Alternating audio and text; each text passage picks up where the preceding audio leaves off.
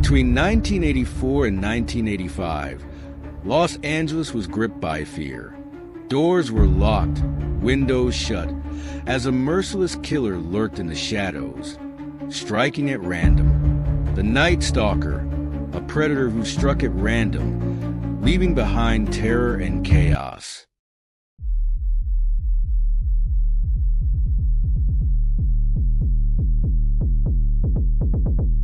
Welcome back to Prison Stories. In this true crime documentary, we're diving into the case of Richard Ramirez, the Night Stalker, a brutal killer who terrorized California with his random, senseless violence. March 17, 1985. Dale Yoshio Kazaki was in her apartment in Rosemead, unloading groceries when a man entered and fatally shot her in the head. Outside the apartment, her roommate, 22-year-old Maria Hernandez, was just arriving home. The attacker shot at her face, but she miraculously survived when the bullet ricocheted off a set of keys she was holding. Nothing was taken from the property, and Hernandez did not recognize her attacker.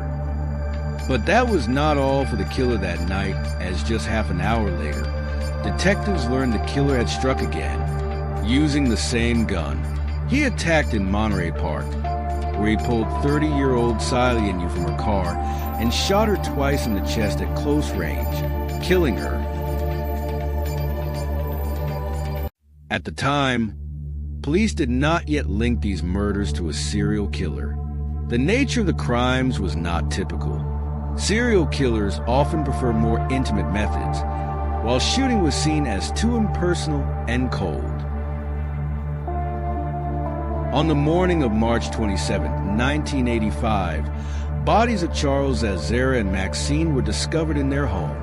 64-year-old Charles was shot in the head while he slept. The gunshot woke Maxine, his 46-year-old wife, but before she could react, the intruder beat her and began searching the room for valuables.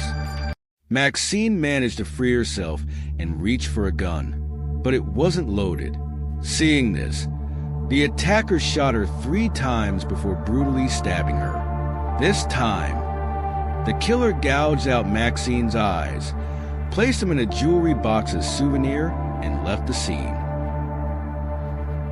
2 weeks after the incident, killers struck again.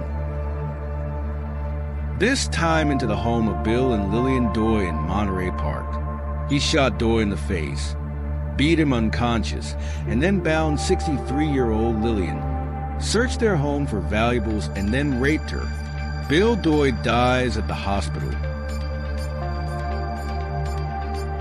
On May 29, 1985, the killer broke into the home of 2 elderly sisters, Mabel Ma Bell and Florence Nettie Lang. Both women were in their 80s. At the scene, police discovered something new, possible cult or satanic connections.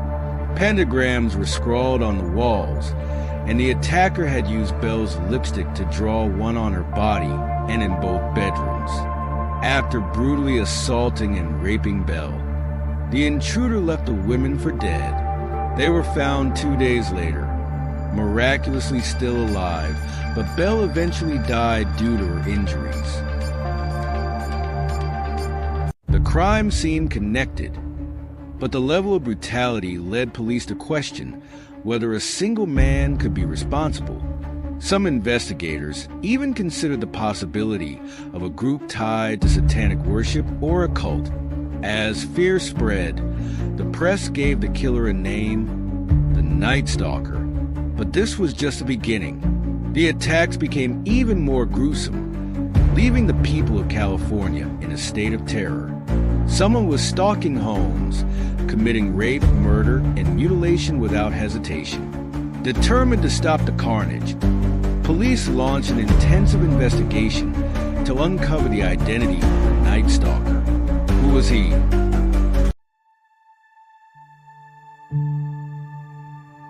Richard Ramirez was born on February 29, 1960, in the El Paso area of Texas. He was the youngest of 5 children. His father was a typical hard-working immigrant with a strict hold on family and children. Despite a low income, life was the same for any other kid in the surrounding area. As Ramirez was growing up, he grew distant from his family and began to idolize his cousin Mike, a Vietnam veteran who openly boasted about the atrocities he witnessed during the war. Mike introduced him to a world of brutality, sharing gruesome photographs of violent crimes, telling him about the women he raped and people he beheaded. He even saw Mike shot his wife on face in a petty argument. It shaped his mind and fascinated him. Ramirez eventually dropped out of school and left home, sometimes even spending nights in cemeteries. His criminal behavior began with petty theft. He moved to California after an attempted rape at an El Paso hotel. Here he became addicted to cocaine and alcohol, and his crimes escalated.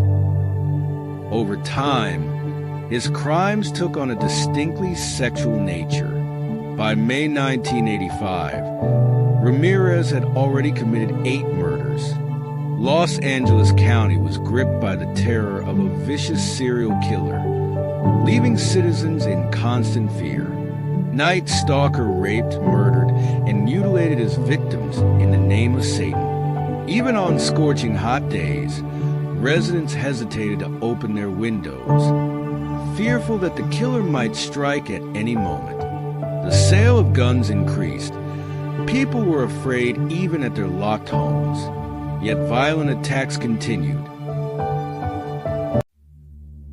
On May 30th, Richard broke into Carol Kyle's home in Burbank. He raped Kyle while the son was handcuffed and fled. She was allowed to live. On July 2nd, a 75-year-old Mary Louise was beaten to death in her home at Arcadia.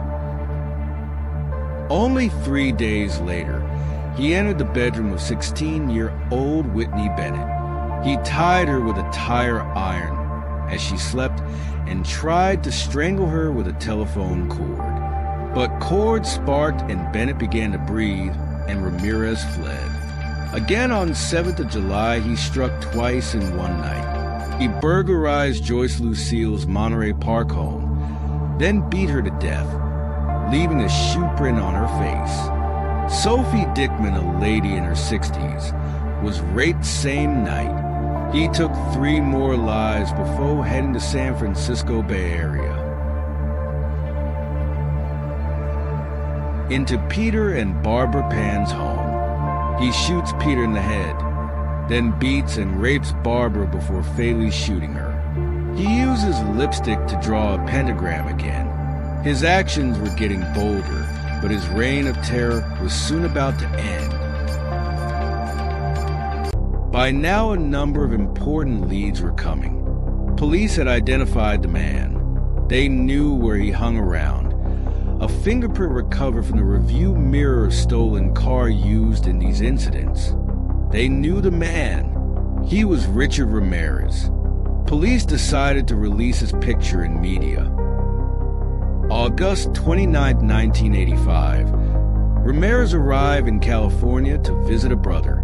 He stopped to buy some candies when people started noticing them. As he was waiting for change, he looked at newspaper. Every newspaper held his picture and warning. A woman cried, "It's him, the Night Stalker."